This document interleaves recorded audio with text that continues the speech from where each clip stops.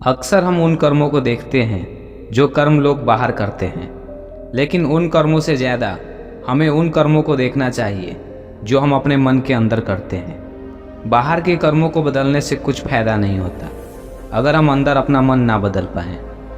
एक गांव में एक प्रतिष्ठित व्यक्ति रहते थे जिनका नाम था श्रीकांत। उनके दो पुत्र थे, आयुष जिसकी उम्र 17 वर्ष और अर्जुन जो कि 15 वर्ष का था।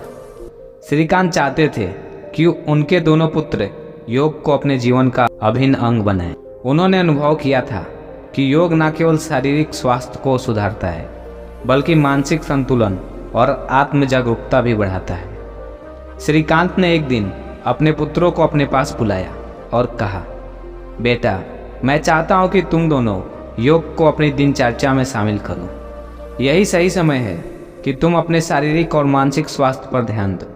योग करने से तुम्हें अपनी ऊर्जा को सही दिशा में लगाने और मन को संयमित रखने में मदद मिलेगी। दोनों पुत्रों ने पिता की बात ध्यान से सुनी और उनकी सलाह मानने का निर्णय किया। श्रीकांत ने उन्हें सलाह दी कि वे सुबह 4 बजे उठकर योग करें। उन्होंने कहा, जल्दी सो जाओ ताकि सुबह जल्दी उठ सको। अगले दिन सुबह 4 बजे का समय हो चुका था। आयुष उठ चुका था और योग के लिए तैयार था, लेकिन अर्जुन अभी तक गहरी नींद में था। आयुष ने उसे उठाने की कोशिश की, लेकिन अर्जुन कई बार जगाने पर भी नहीं उठा। आयुष पिता के पास गया और बोला, पिताजी, मैंने अर्जुन को कई बार उठाने की कोशिश की, लेकिन वह जाग ही नहीं रहा। मुझे नहीं लगता कि वह रोज सुबह उठकर योग कर सकेगा। पिता ने शांतिपूर्ण स्वर में कहा, बेटा, ऐसा क्यों कह रहे हो? यह तो पहला ही दिन है। संयम का विकास एक प्रक्रिया है जो धीरे धीरे होती है। आयुष ने थोड़े क्रोधित स्वर में कहा, पहले ही दिन उसने ऐसा किया तो आगे क्या उम्मीद रखो? अगर किसी में अनुशासन नहीं है तो वह जीवन में कैसे सफल होगा?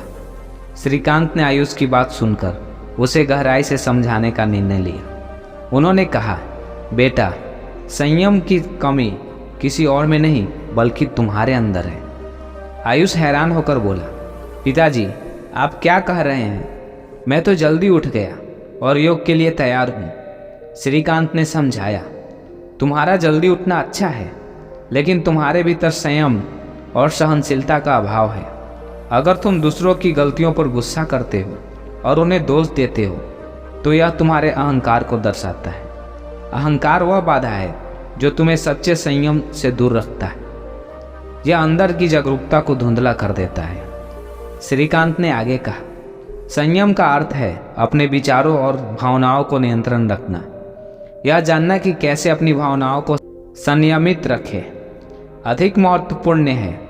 जब तुम्हारा मन शांत और संतुलित होता है तब तुम दूसरों को बेहतर ढंग से समझ पाते हो और उन्हें उनकी कमजोरियों से ऊपर उठने में मदद कर सकते हो।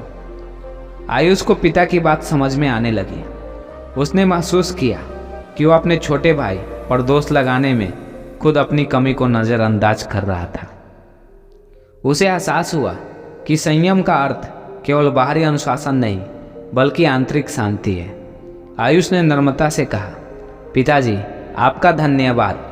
आपने मुझे अहंकार और संयम का असली मतलब समझा दिया।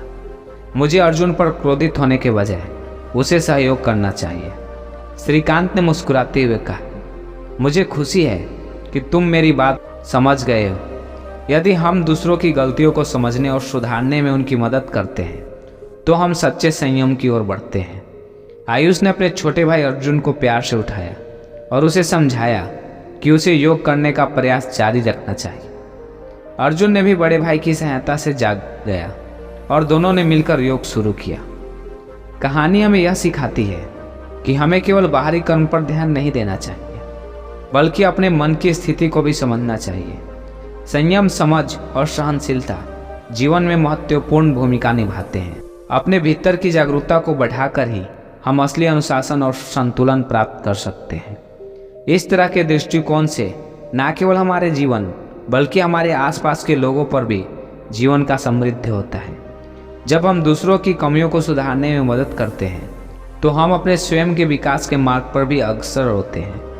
संयम का असली अर्थ यह है कि हम अपने अहंकार को छोड़कर एक सहानुभूतिपूर्ण और संतुलित जीवन जिए। बाहरी कर्मों से अधिक महत्वपूर्ण है हमारे आंतरिक कर्मों की शुद्धता।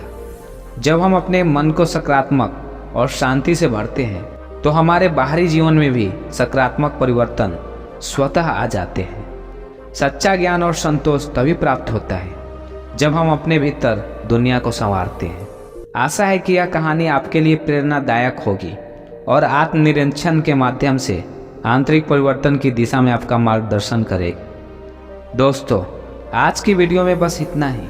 मिलते हैं आपसे अगली वीडियो में। तब तक के लिए आप अपना ख्याल रखना। ओम बुद्धाय नमः।